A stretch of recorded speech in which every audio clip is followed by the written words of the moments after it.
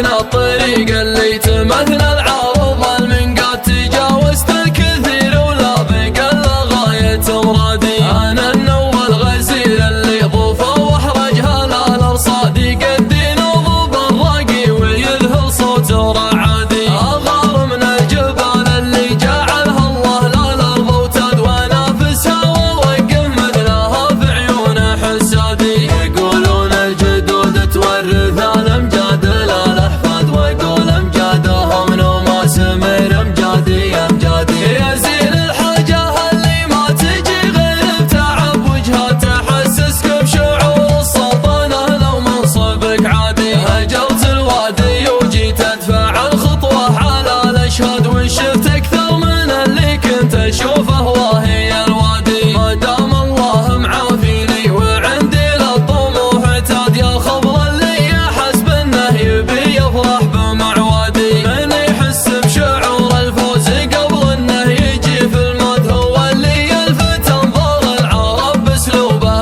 الهادي. لو ان اغلب قرارات البشر ما في طرفها ناد ما شفت البعض ينزف جرحه ولا زال متمادي. نفوس الناس في تال الزمن ما هي على المعتاد تجي وتروح ما تدري من تحب ومن تعادي. اعرف ان الظروف تحط في الطيب رسن وقياد لو ان قلبك كبر قلب البعير وصبره مهادي. ما يطلق قيده الا ربعه يا كثرة الاضداد وانا الليله علومي بالفخر يشتي به الشادي. وقوفي بين ربعي والتحام الصف في الميعاد حصل في ثاني الاعياد واصبح ثالث اعيادي. ثاني العيد قدرك عندنا مثل اول الاعياد مع ان كل يوم نعيش جو العيد في بلادي. يا مال العز يا بلاد ما نبغى غيرك يا بلاد هذا التاريخ يكتب سيرتك هجري وميلادي. تسيدتي على كل الدول وملوكك الاسياد ما هم